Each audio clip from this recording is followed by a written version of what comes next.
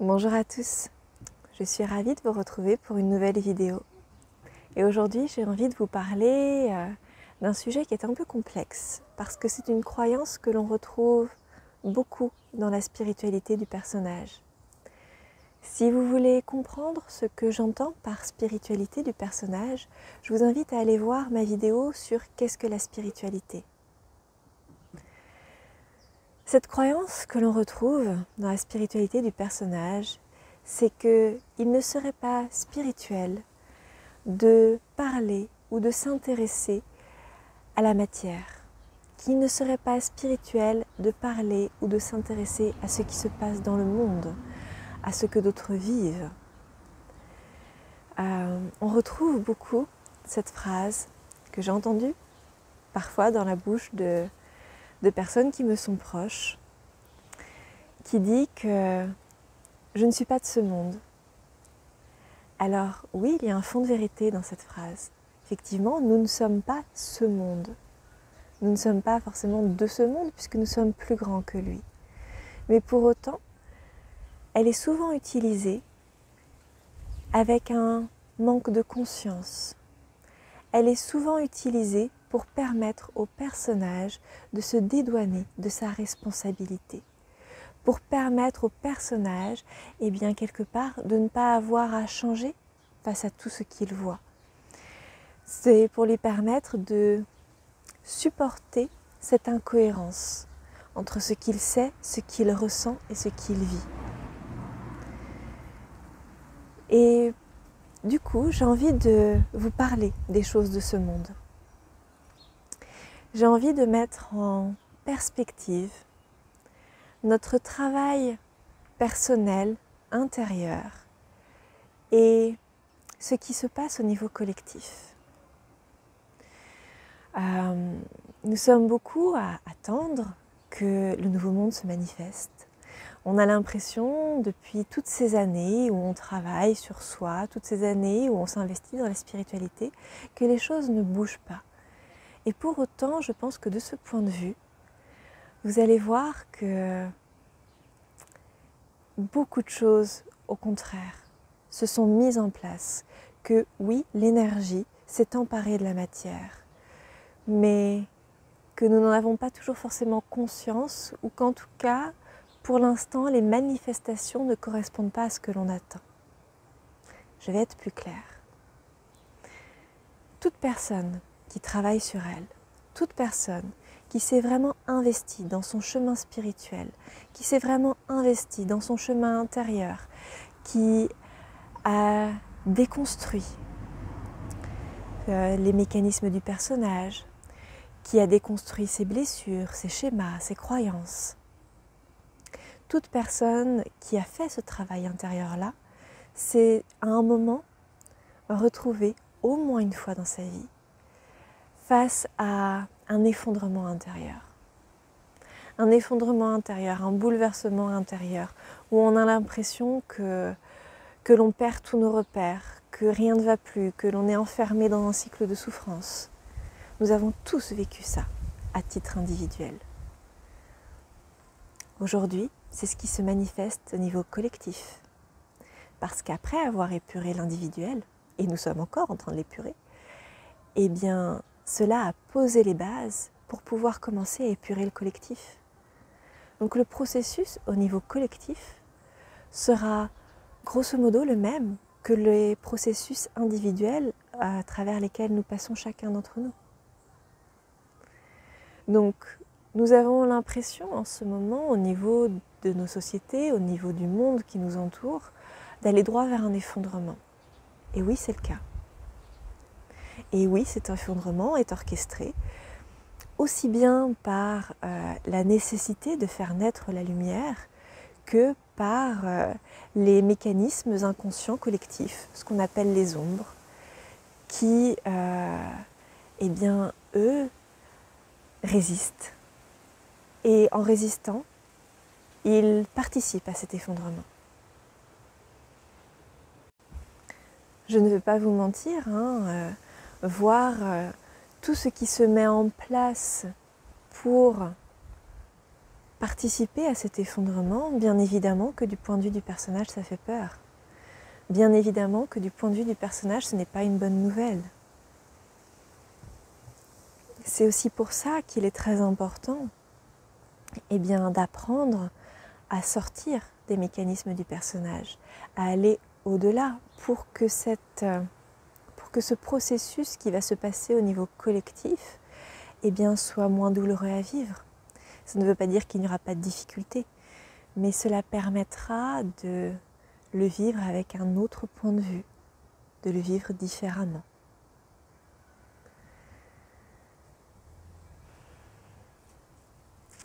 Quand on regarde dans l'évolution de l'être humain ces dernières années, on est passé de la troisième dimension, de la dimension du mental. C'est ça la troisième dimension. C'est matière plus mental, grosso modo, à la dimension astrale.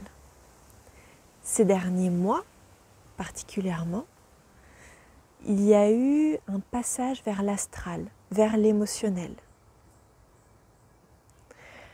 Ce passage, on a pu le ressentir individuellement, parce qu'on est beaucoup venu travailler sur nos émotions, parce qu'il y a une forte dualité qui s'est instaurée sur Terre. Et n'oublions pas que l'astral est une dimension plus subtile que la matière, certes, mais qui est une dimension de dualité. Donc on est passé dans cette évolution de l'astral, où individuellement, on réapprend à s'approprier cette dimension de l'être humain, à se réapproprier ce corps émotionnel et astral, à naviguer avec les vagues émotionnelles que l'on peut avoir, où l'on apprend aussi à sortir du cycle du karma. Ça se passe aussi sur le plan de l'astral. Et ça, on le vit aussi au niveau collectif. D'abord à travers cette dualité qui s'est fortement instaurée sur Terre, comme je vous le disais. Et aussi par la manière dont les dirigeants de ce monde prennent leurs décisions, avec la manière qu'ils ont de les imposer aussi. Parce que si l'on regarde bien, aujourd'hui, toutes les décisions qui sont prises dans le monde, quel que soit le pays, quel que soit le dirigeant, je parle de manière globale, les décisions n'ont plus de sens logique. On sait aujourd'hui, avec la logique, avec la raison, avec le mental, que nous ne pouvons pas continuer avec ces modes de vie-là. On le sait. Ça, c'est mental, c'est factuel. Et pour autant, toutes les décisions qui sont prises vont à l'inverse de la raison, vont à l'inverse du mental. C'est parce que plutôt que d'allier mental et émotionnel, le collectif et les personnes qui dirigent, qui représentent le collectif, puisque c'est ce qu'on leur demande de faire, de représenter le collectif, ces personnes-là sont dans l'émotionnel. Soit leur discours va chercher à créer de l'émotion, et souvent l'émotion qu'on cherche à créer, c'est de la peur, soit ils sont eux-mêmes pris dans de l'émotionnel. Quand on compare les hommes politiques d'il y a encore 20 ans, 20-30 ans, avec les hommes politiques d'aujourd'hui, les discours sont complètement différents. La vérité, entre guillemets, parce qu'une vérité politique est toujours plus l'affaire d'interprétation et de point de vue que de vérité absolue. Mais il n'y a plus cette recherche de la vérité, cette recherche du fait, de la raison, de la logique. On est vraiment dans l'émotionnel. Et ce passage à l'astral, au plan collectif, se traduit d'une autre manière. Elle se traduit dans la dématérialisation. Aujourd'hui, nous sommes entrés de plein pied dans l'ère du numérique. L'ère du numérique, c'est l'ère de la dématérialisation. Quand on sort de la matière. C'est une manière d'astraliser, de rendre plus subtil, plus astral notre façon de vivre. Seulement, comme je vous le disais, l'astral, c'est le plan de la dualité.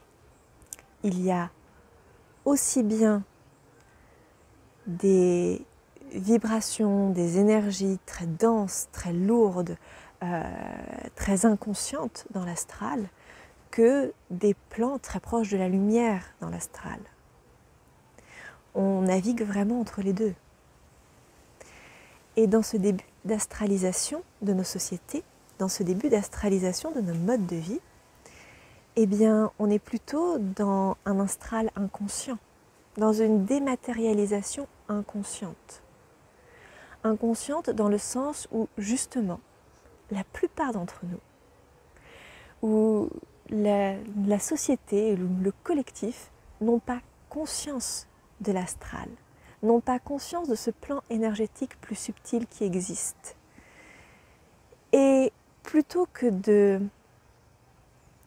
d'apprendre à vivre ce plan astral, on cherche à en créer créer quelque chose de similaire, mais que ce soit créé par le personnage, comme tout ce qu'on a fait dans nos vies en fait.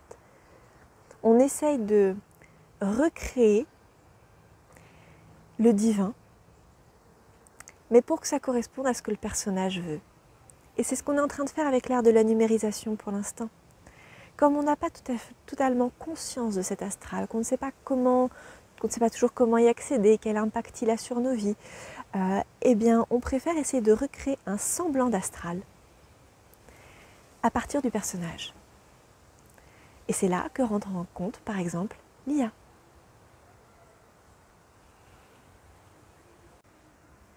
Pour reprendre sur le thème du collectif et notamment des dirigeants à qui on demande de représenter le collectif, il y a un point aussi qui est très important en ce moment à travers le monde, qui est le durcissement de ces personnes-là, qui justement aussi sont dans cette phase d'astralisation et dans des discours beaucoup de peur, beaucoup de haine, beaucoup de rejet, et donc qui sont dans des discours de l'astral inconscient, on va dire. Et il y a un enjeu important qui est que chacun reprenne son pouvoir personnel. Nous sommes tous en mesure de reprendre notre pouvoir personnel et de ne plus laisser quelques-uns décider pour l'ensemble.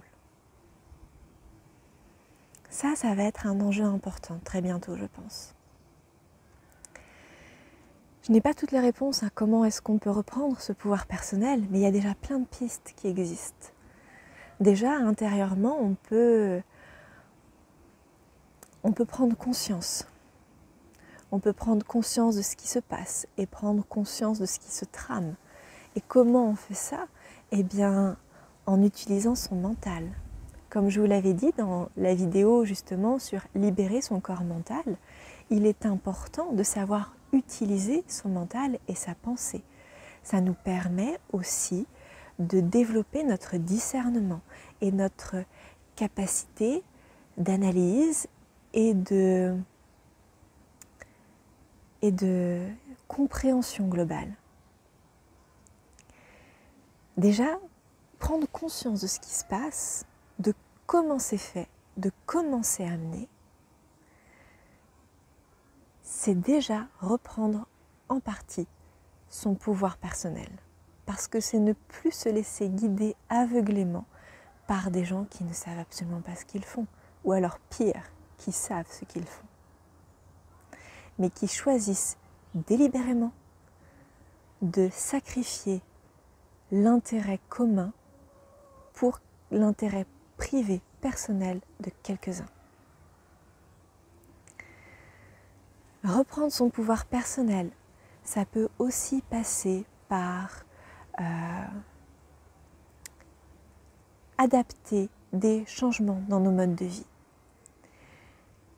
Je ne dis pas qu'il faut tous partir vivre dans la forêt et devenir entièrement indépendants ou ou devenir survivaliste. Ce n'est pas ça du tout. Par contre, il y a des choses que nous pouvons mettre en place, quels que soient nos moyens, quel que soit notre quotidien. Nous avons tous une marge de manœuvre, une marge d'action. Pour certains, elle est plus faible que pour d'autres. Et il n'y a pas de jugement à avoir là-dessus. Mais nous avons tous déjà, intérieurement, la possibilité et le droit, le pouvoir de ne plus accepter ce qui se passe autour de nous.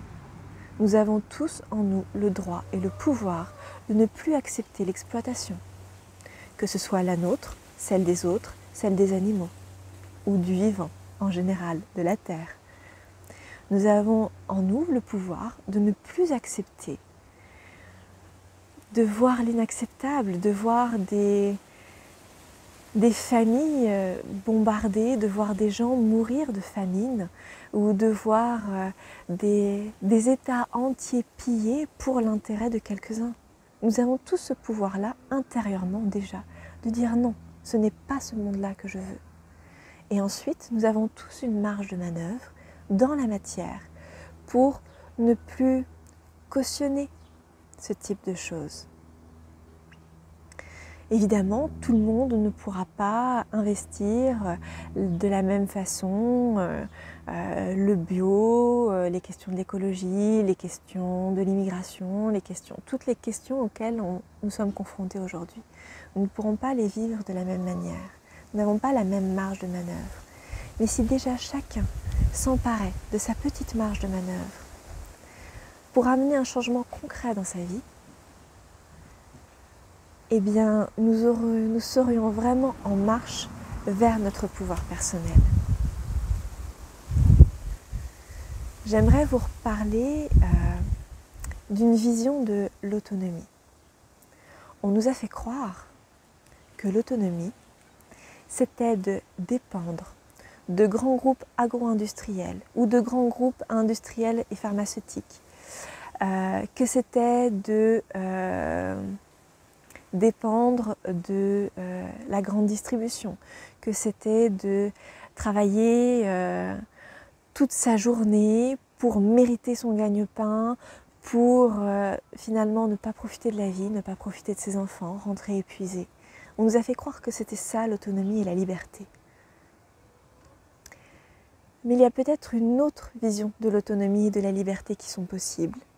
L'autonomie, ça peut passer par le lien avec le vivant. Parce que sans la terre, sans le vivant, sans chaque insecte qui habite le sol et qui vient polliniser les végétaux, sans chacun de ces végétaux, sans les animaux qui aident à maintenir la vie sur Terre, eh bien, il n'y aurait pas de vie. Nous, on ne pourrait pas vivre, on ne serait pas là. L'autonomie réside dans le lien avec le vivant. Et ça, on peut en amener qu'on soit en appartement ou qu'on soit à la campagne, au milieu de 3 hectares, je ne sais pas. Mais chacun peut amener du vivant dans sa vie. Donc, il y a plein de pistes de réflexion. On le voit aujourd'hui qu'il y a beaucoup de mouvements qui se mettent en place dans la matière pour essayer de proposer des alternatives. Alors, on n'est pas obligé de tout prendre et d'acquiescer à tout, mais on a la possibilité d'intégrer ces choses-là dans nos vies et de reprendre ce pouvoir personnel pour ne plus laisser la peur et les grands dirigeants qui jouent sur la peur nous contrôler en fait. Et ce que je vais dire ne va peut-être pas plaire à tout le monde, mais le nouveau monde que l'on attend, le nouveau monde que l'on voudrait voir se manifester, soyons réalistes, il ne se manifestera pas dans une société capitaliste. Pourquoi ? Parce que le capitalisme repose sur les illusions de la séparation, de la supériorité, du manque, du besoin, du jugement. Il repose sur toutes les illusions. Si vous voulez en savoir plus sur les illusions, vous avez un e-book gratuit sur mon site internet.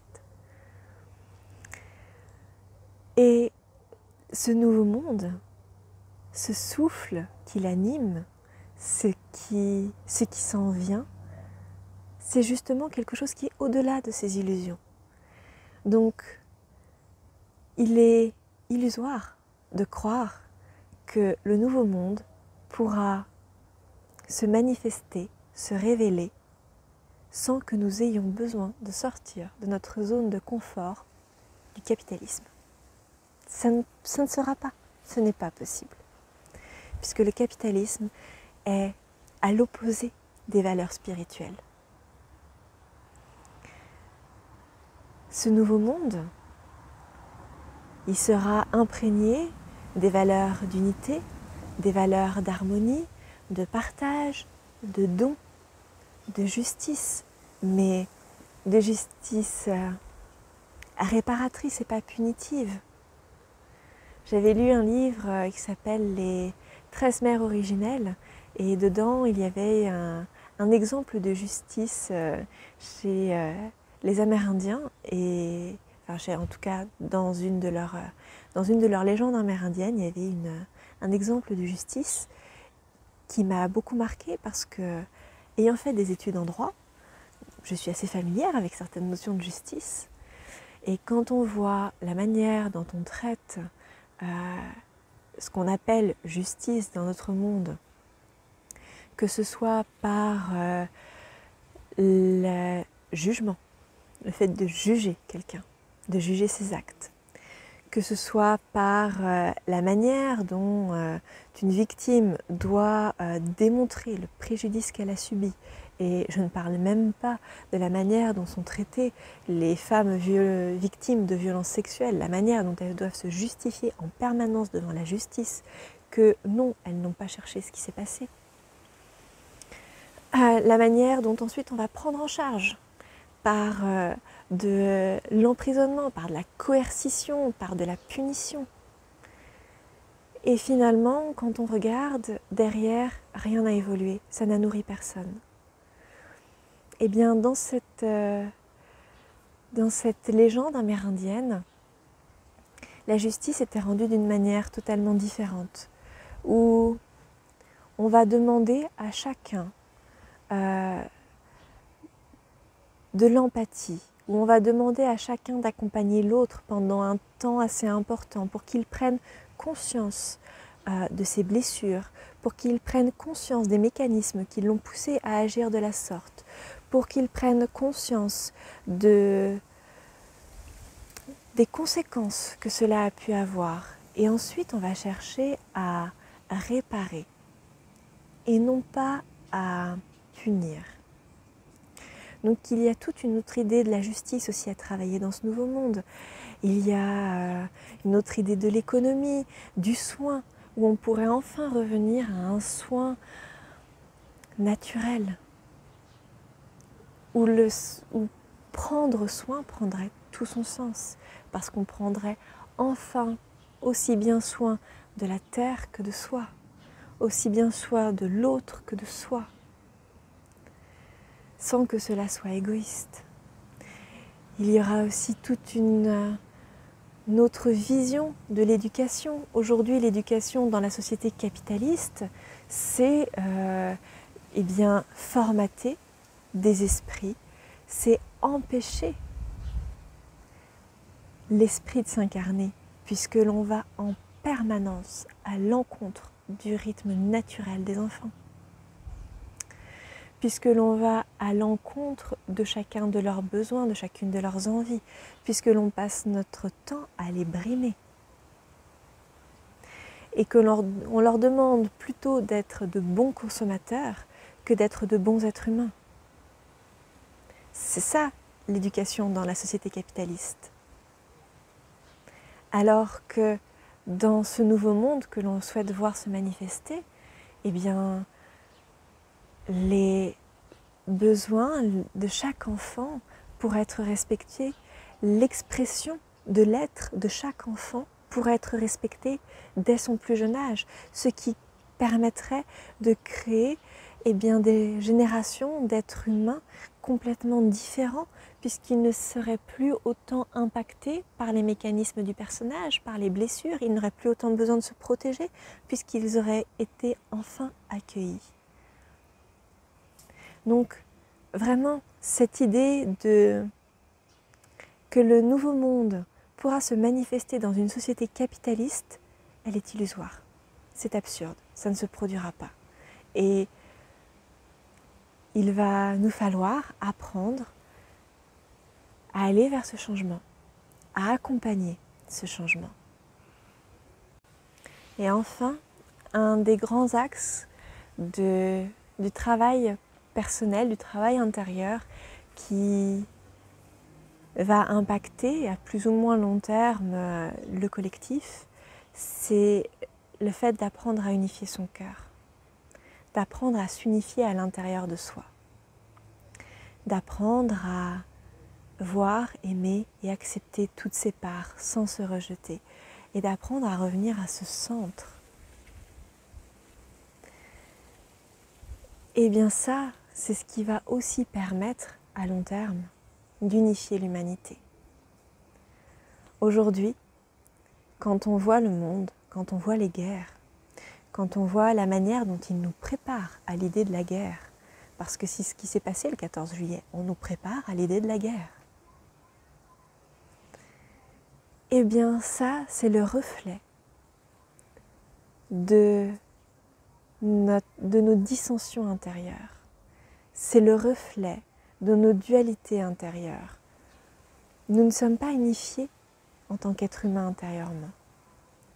Et ça va être un des grands axes de travail, de venir unifier son cœur pour que l'humanité, ensuite, à plus grande échelle, puisse s'unifier et que ce qui se passe aujourd'hui, que ce soit en Palestine, que ce soit en Ukraine, que ce soit en Somalie ou que ce soit quel que soit l'endroit du monde où les gens souffrent, eh bien, que nous ne puissions plus accepter cette souffrance au nom de l'intérêt de quelques-uns.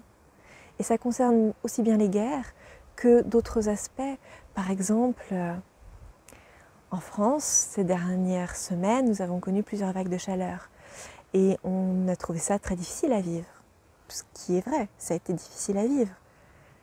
Et en même temps, comme nous ne sommes pas unifiés intérieurement, eh bien, ça nous est très peu passé par l'esprit de, ne serait-ce que d'avoir de la compassion, de l'empathie pour les personnes qui vivent des situations où elles se retrouvent avec des températures de 40-50 degrés, comme ça peut être le cas au Pakistan ou en Inde.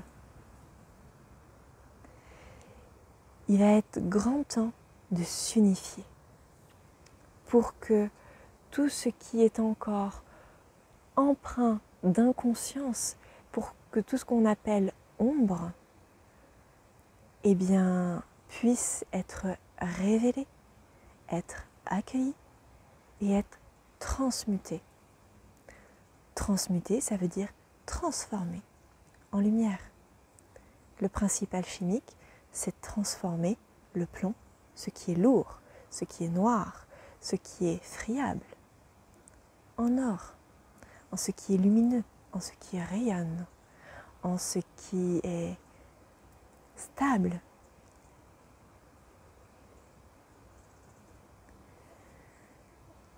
Voilà. J'avais vraiment envie d'aborder ce thème-là avec vous, parce que je trouve que dans la spiritualité en général, on n'en parle pas assez. On se détourne de la matière, alors que nous sommes là pour vivre dans la matière et que nous avons beaucoup de choses à y apprendre et que si nous voulons vraiment participer à ce nouveau monde, il est temps que la spiritualité infuse dans la matière. Il est temps de nous emparer des valeurs spirituelles pour les incarner dans notre quotidien et dans la matière. Je vous souhaite une bonne journée. À bientôt.